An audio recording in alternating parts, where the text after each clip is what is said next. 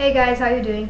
So yesterday, which was September 21st, 2011, I went in for my hormonal approval appointments, and the first appointment was with a psychiatrist for 1 hour, and then the second appointment was with the psychologist for another hour. And this psychologist, I met her before, and we communicate a lot through emails.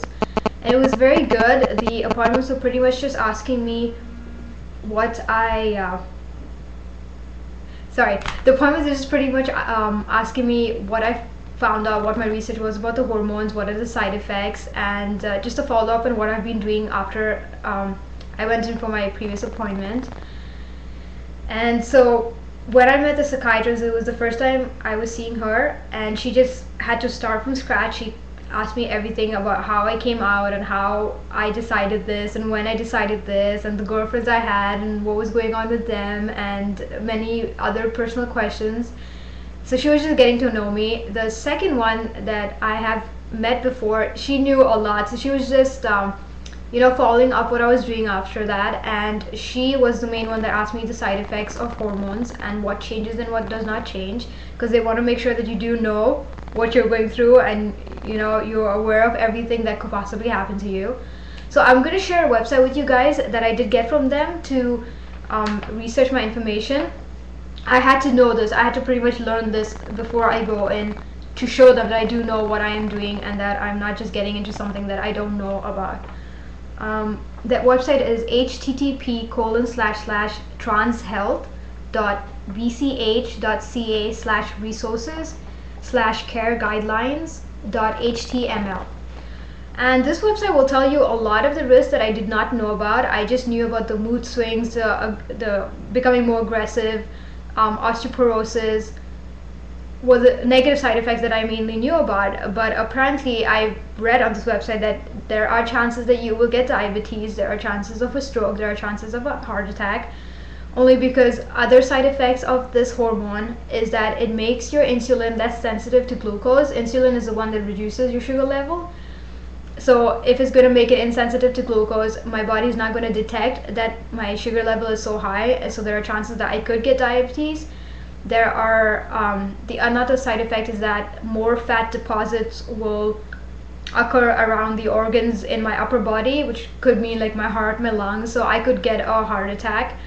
And another thing was that it increases your red blood cell count to an abnormal level, and I actually thought it was a good thing. I was like, oh, more red blood cells, that should be good. I do need more blood in my body, everybody needs blood. But my reasoning was not good, because it increases it to an abnormal level that you could suffer a stroke. So those are the three main things that I did learn. And so pretty much when you do go on hormones is that I have to continuously go in for blood tests just to make sure that my glucose level is staying normal, my blood level is my red blood cell level is normal. And another side effect is that I could develop a pressure problem, a blood pressure problem, because it increases your blood pressure too. So I gotta check that as well regularly. So there's no way you can know that this is happening to you as a side effect. The only way to know is that you would have to continuously go on for blood tests just to make sure everything is normal. And if it is not, there is no cure for diabetes. I'm sure most of you guys already know that. There's no such like cure for a heart attack or stroke. Like, you just have to like be healthy and exercise and try to like prevent all these things from happening, but there's no cure for it. So the minute I see like any of these side effects are taking place, I would probably just stop my hormones just until I go back into like a normal level, just so that later on, like down the line, I just don't develop anything. And as it is, like diabetes, heart attack, especially, these two main things run in my family, so it's probably a very good idea if I just take a lot of blood tests regularly. I do have a blood test on Friday, which is tomorrow. That is just a general one, just to check my hormones level. Again, I'm going to request them to check my my glucose level. And yeah, I probably will ask them to do a blood pressure test as well. But just to make sure that I am healthy, I did join the gym. I think I mentioned it before, to try to keep myself healthy, but I still eat horribly. I have such a bad choice of food that all I eat is chocolates. I eat chocolates, chips. I reduced my soda. I don't drink as much soda, but okay, I lied. I do drink a lot of soda, but I don't drink as much as like Pepsi and Coke, but I drink stuff like, you know, ginger ale, soda. Like, I feel that is healthier, kind of. And yeah, I should reduce all of that, but I'm trying. I'm addicted to chocolate, so let's see how that goes. But I need to try that to reduce my sugar and reduce my fat intake, because I do eat, like I don't eat vegetables. Everything that I eat is meat and high in fat content. A lot of food. I love dairy products, so that's a problem. Like I have to majorly change my diet. But regarding exercise, I work out a lot. Like I work 2 to 3 hours almost every day in the gym. Like I'll skip 1 or 2 days.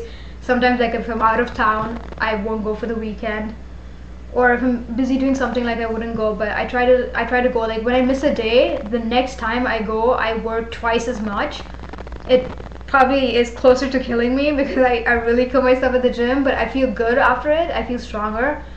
So I do kind of make up for it. But yeah, the next step now is when I go in for my blood test on Friday. After I get the results, I have to wait a couple of weeks, which will, I don't know, probably be like a month or so. I'm not exactly sure how many weeks it's going to take, but the results will be sent to an endocrinologist, and then he's going to call me back and call me in for showing me how to take my hormones. I think I mentioned before that 3 different ways you can take it: by injection, or by a gel, or by a pill. I am choosing to take it by the injection. I was going to go by the gel only because there are less chances of you having mood swings. I'm very worried about my workplace. I don't want to snap at somebody that I work with, or snap at one of the residents that live in the condo that I work in. So I thought like the best option would be the gel, but the psychologist actually told me that it is slightly less effective and the changes does take longer with the gel. But I read on so many websites that it was almost the same as the injections. The reason I wanted to avoid the injection is because just before you take the injection, your testosterone level is so low, and the minute you take the injection, your testosterone level like peaks really high. So because of that sudden peak, like that drop and then that sudden peak, you are in a very intense state. You get irritated very easily, and then you become more aggressive at that, just during that point. So after that, like you're back to normal, but just during that couple of minutes, or maybe that hour, you're going to be like very moody, very irritated, very aggressive. And so I should probably like time myself on when I'm taking it. Either take it like before I go to work, like really early, or take it later on at night when I come back, so that way like I just take it and I'm sleeping. I'm not going to like snap at anyone because I'm in my dreamland. So there are ways I guess I can time it when to take it, but I did decide to go for the injections only because it is more effective. The results are a lot quicker. And yeah, so I go in to the endocrinologist. Initially I go in like every 2 weeks or 3 weeks, only because he's going to show me how to take it. There's a particular way. I don't want to like keep stabbing myself and just like poking nothing into me. There's a particular way to do it. There's also a website I got from the psychologist that shows me how to do it by myself, but he's going to show me a couple of times, maybe 2 or 3 times. He's going to show me how to do it, and then he's just going to prescribe it to me, and then I inject myself with it every time. But yeah, that's how it goes. So the first step is to go for my blood test tomorrow, and then in a couple of weeks I should be starting my hormones after visiting the endocrinologist. But so far I am approved until the board suddenly says I'm not approved. But till now I know that I am approved by all of the psychologists and the one psychiatrist that I did meet. So that's the result of my appointments for my hormones, and I will keep you guys updated when I do officially start the hormones. I will start making videos on the first day that I take it, and I will show you guys how I'm taking it, if he sends it to me to take it by myself on the first time. Otherwise I'll probably just make a video saying that I've taken it, and then whenever he tells me, I keep saying he, it could be a she, whenever the endocrinologist tells me that I can start taking it by myself, I will show you guys how I am taking the hormones. So yeah, well, I guess I will end this video. You guys take care.